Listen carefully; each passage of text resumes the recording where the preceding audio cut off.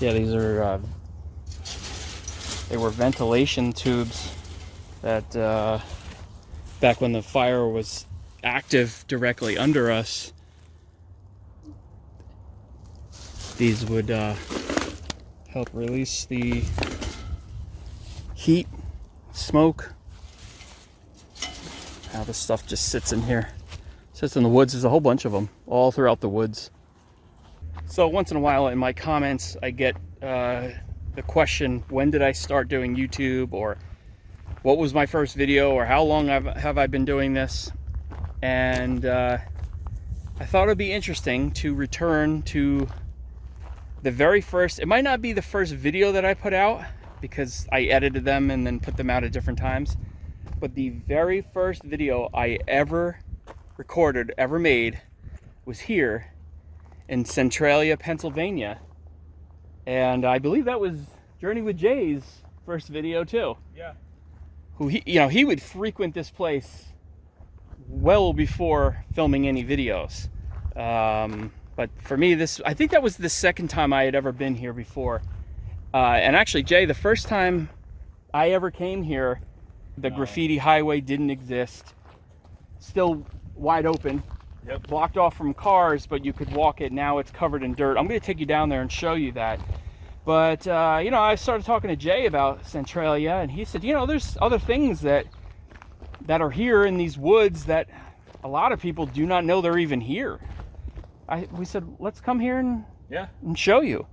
But this, where we are standing right here, is where it all started. Yep. And the fire's still burning today. Yeah.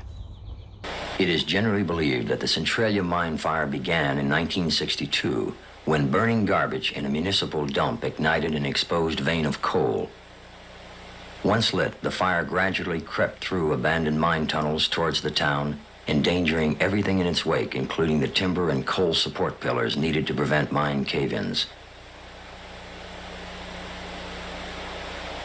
While the fire burns, it produces deadly carbon monoxide and carbon dioxide gases, which rise through the mine shafts and cracks in the rock strata, seeping into the homes of people living above. Yeah, and it changes, it moves around underground. Actually, you're going to take us to where the fire is now, right? Yes, yeah, I can show you where the smoke and steam is still coming out of the ground. Okay.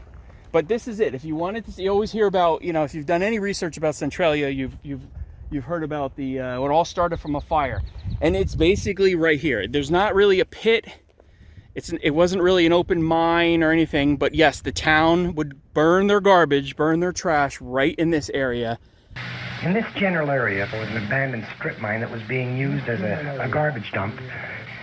And an exposed coal seam caught on fire. How it caught on fire is of no importance anymore. But feeble attempts at that time were made to put the fire out. The fire was not extinguished then, and it's been downhill ever since. When it got into the exposed seam, it just traveled in that seam, and it's gone in like at least 3 directions. Actually, as we're walking around here, this is the dump site area. There's a small environmental class that's here, a little class trip to Centralia. It's still a fascinating topic and great lesson to learn. Look, I never noticed that. Right in the cemetery, they have one of those stacks, and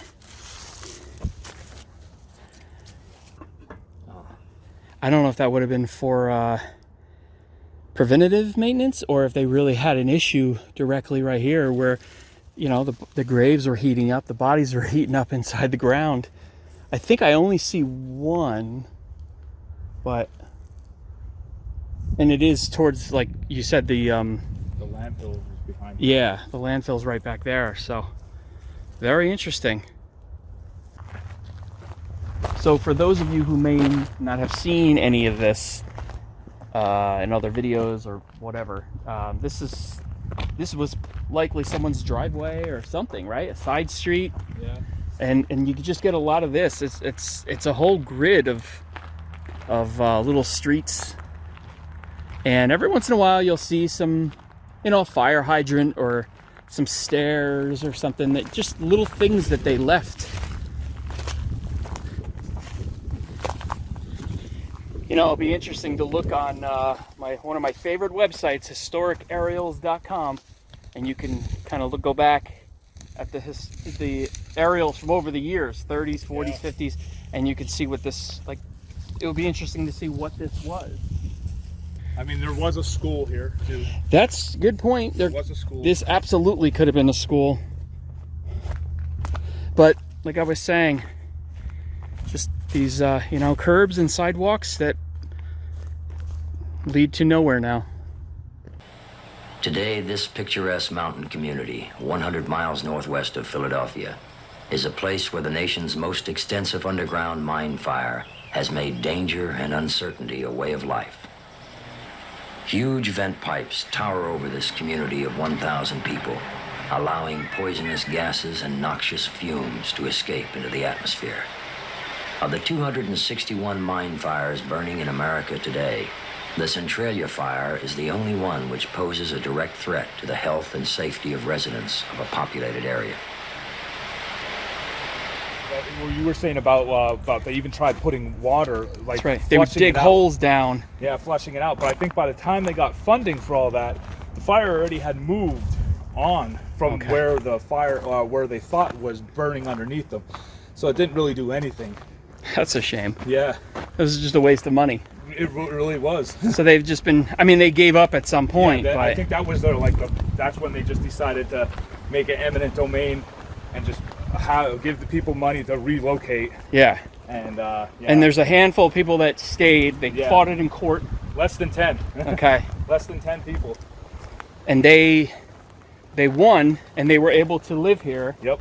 But the houses were not transferable. Nope. Yeah, they can't leave it in their will to a family member. Once they pass away, the house gets demolished and flattened like the rest of the town. What the number twos meant? Well, they meant that this was the second relocation project. That the number ones were on East Park Street.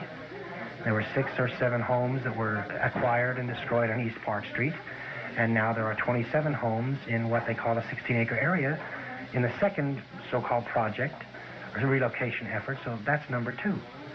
What number 2 means to us is that where or when will there be a number 3? So this is really in the center of it all here. This is the fire department. We're on the main roads. We gotta cross really quick.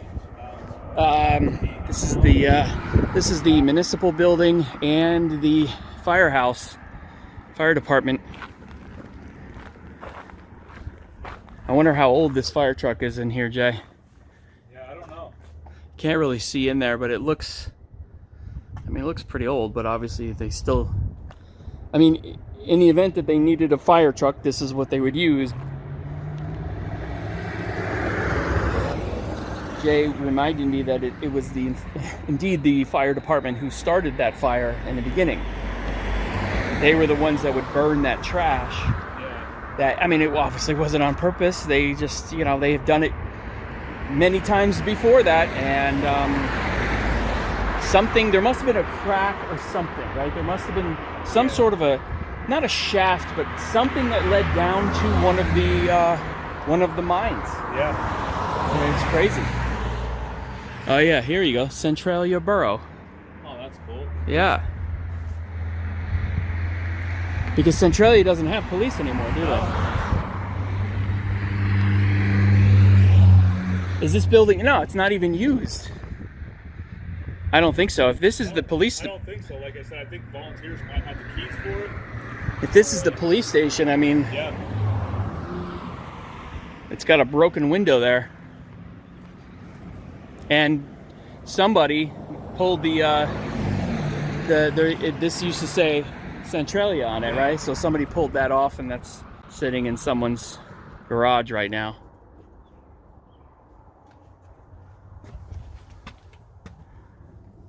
Keep Centralia on the map. Wow.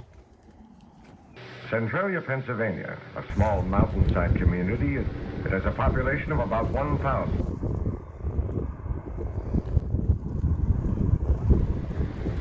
There is a bank, a post office, and a couple of bars. and the only gas station in town is now closed because of a fire.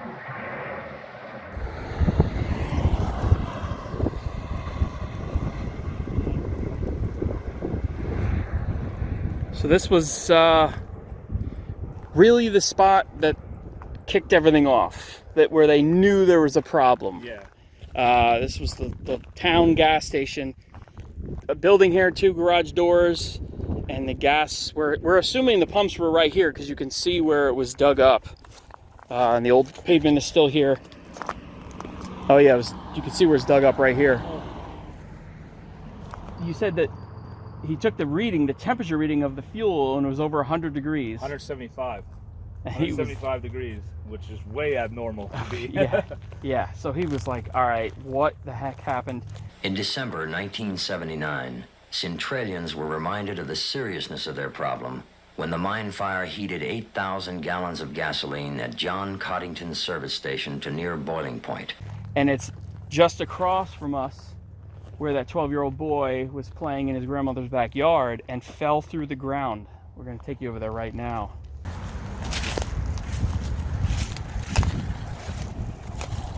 Wow, there it is. In February 1981, a 12-year-old youngster playing in his grandmother's backyard was swallowed up by a surface cave-in. Todd Dombowski's life was saved by the quick action of his cousin, who pulled him out of the hole.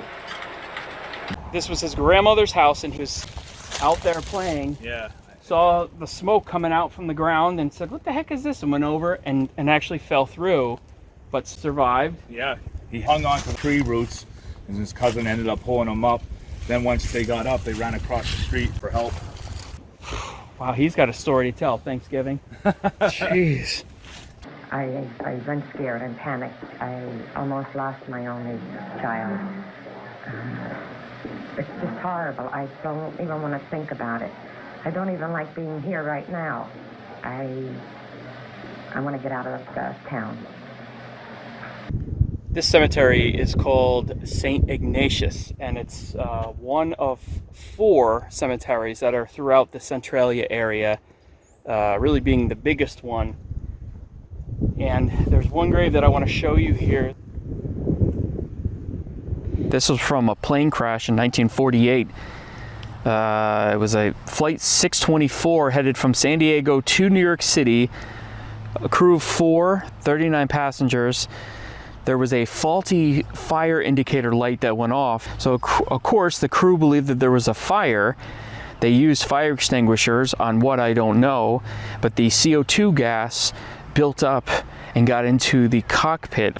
It caused the problem with the pilots, who then put the plane into emergency descent, and the plane actually hit a high tension power line, burst into flames, crashed onto the ground, and everyone died.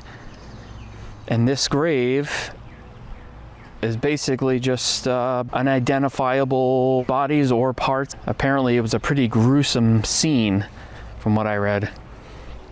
Side note, we were just gonna leave, and Jay just happened to look down. All these graves, happens to look down and sees this guy. Carl Womer. He was the last remaining mayor of Centralia. And funny enough, my very first video was also in Centralia, like Chris's, and it was in his house when he passed away. Wow. Yeah, it was that was this guy's house. Wow. That's why I was like, no freaking way. Yep. I remember watching that video. It was all full of clothes and everything in there, garbage, right? Yeah, all tagged up. It was in bad shape. And actually, I think Dan Bell went in there too. Yes. But yeah, check out both of their videos, Yeah. because both very interesting in their own right. Yeah, because I never got in there. Dan Bell was there, but way before mine, so it was more intact, more stuff there. Oh, okay. Well, then check them both out was to ransacked. see, so you can see the difference of what it looked like, and then now it's just a parking lot, basically. Yeah. There's nothing left. Nothing. Almost every day, steam generated by the mine fire belches from the roadside, marking the steep entrance to the town with an eerie reminder of the environmental nightmare which burns relentlessly 65 feet below the surface of the town.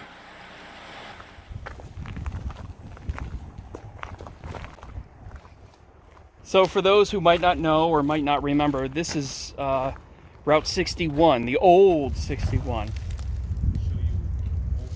PennDOT got tired of coming here and fixing the road up, replacing it, and so they eventually thought it's cheaper just to reroute the whole road. It's pretty far. I mean, it's just as far as you can see. It just, and then it goes down around a curve. So I don't think I've ever even walked the whole thing because it gets kind of redundant. Yeah. But the main area presumably is covered with dirt, where all the big cracks were, and the ground had buckled and made these waves. Yep. Yeah, it was unbelievable. But I mean, most people who know about this place will remember the trucks coming in here and dumping this dirt. This is the first time I've been here since that happened, and the footage is crazy. I think the town and the owners, the people who own this land now, they got tired of the mass parties of just lots of kids. This became Graffiti Highway years before that, so it was just lots of garbage left behind. Yeah.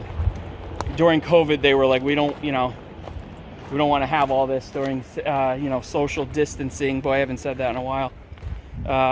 So they covered it with dirt, and it's absolutely put an end to that. That's for sure. Yeah. For some reason, they spaced the dirt out a lot more in this area, and this happens to be where the most damage was, or is. And I'll show you right over here. Looks like they covered over the cracks, the giant cracks. But look at this, look how uneven that is. So there would have been like a wave, almost like a ramp, the way the road was buckled.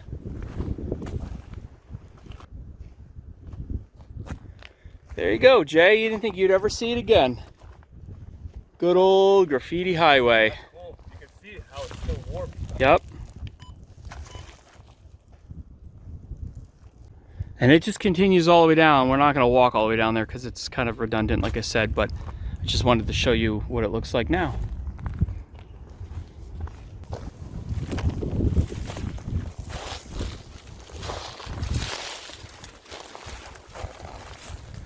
Wow. There's a door over there. I see.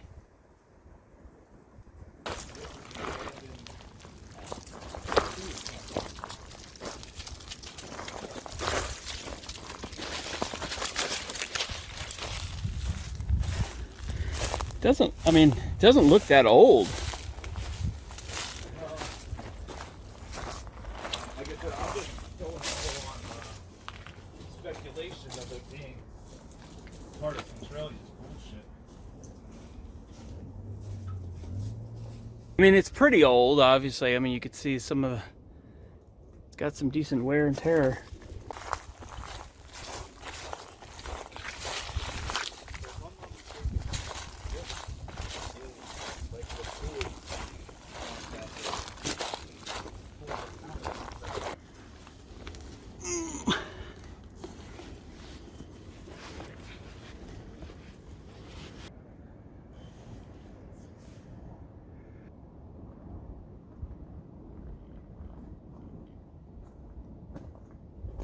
Even if it isn't officially from Centralia, it's still abandoned. It's still interesting. Yeah. And it's, I mean, we are, as the crow flies, at most half a mile from where we just were. So it's very close. So I don't know. So all this time we've been showing you all these places of Centralia, talking about these, the fire burning down below, and here now showing you where the current, what would you, is it called smoke, or is it more steam? From what I know, it's steam. It's okay. It's evaporating the hot temperatures is evaporating the groundwater. Okay, so it's actually steam coming out of the ground here. Jay's got his temperature thingamajigger here. Let's see. Ooh, it stinks, man. It's like that sulfur smell. Yeah, about 123 is the highest I've seen so far. But that's amazing. Yeah, it's all over YouTube. Wow. Yeah. I'm not going to say what that looks like, but it kind of looks like.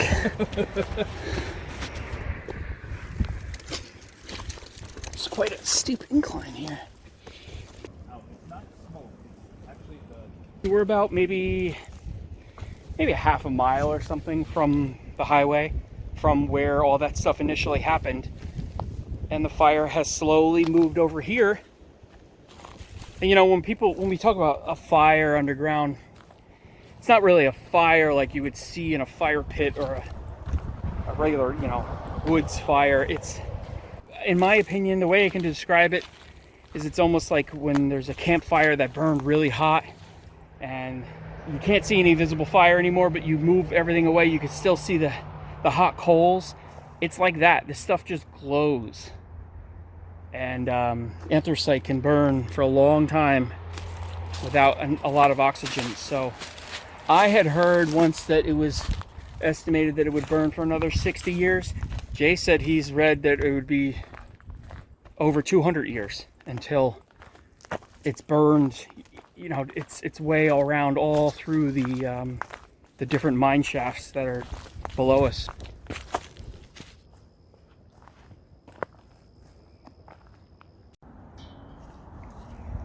All right, so Jay, you were telling me a story about the guy who created Silent Hill. Correct. He got his inspiration from basically this church and the whole town of it being really eerie and creepy, where the steam and smoke was just, and the whole town being on fire. Wow. So okay. It never was filmed here. The movie was never filmed here. A lot of people think that this is where it was filmed. It was never filmed here. It was just, this is just where they got their inspiration from. Wow. Okay. The whole situation is kind of where they got the situation from. I see. The church being all alone on the top of the mountain, away from the town, stuff like that. Yeah. So this church has survived. Yeah. Because it's separate from. Yeah. At least where the fires were. Yeah. Correct. Okay. Yeah, far enough away. But I noticed that when we were driving up here, because it's kind of a windy hill that comes up here, or a windy drive, all these roads in here, they are also completely stripped of any homes and things like that. Yeah, it still has the address to Centralia, so they were all part of the eminent domain. They tried to take everybody out. I see. Okay, so I do remember that they wanted to just erase Centralia from the map. In fact, they actually did for a while, right? Yes, they did, and they did erase it, and then the people here, they still wanted the name Centralia and under the zip code, and that was another whole thing back and forth with courts, and they gave it back to them. They gave it back to them as mailing address under Centralia. But it used to be under, for a little short period of time, it was under Ashland. I see. Okay. All right. Yeah, very interesting. It's just the town, the next town over. Okay.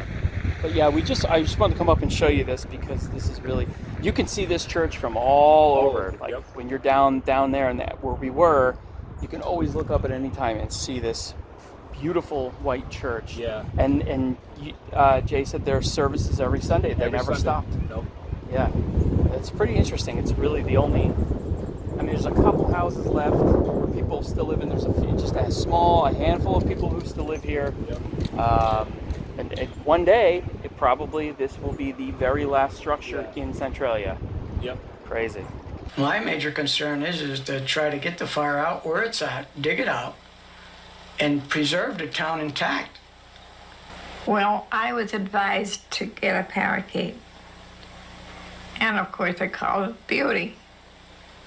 Just in case there's high gas readings, the bird would get sick or die, and you'd know it was too dangerous to live in the house then. Because, as I say, when you go to bed at night, you don't know whether you're getting up the next morning. And it is scary. And when I'm here in the day and the monitor goes off, I feel like I'm going to take a heart attack. As of today, the people in this section is not afraid. We're not afraid, but we are afraid of the future. That something may happen, we don't know. The government don't know. Nobody knows. What do I think the future holds for Centralia?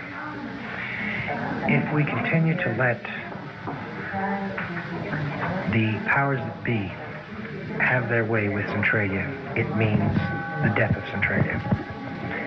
It means that in 20 years, maybe, there will be no Centralia.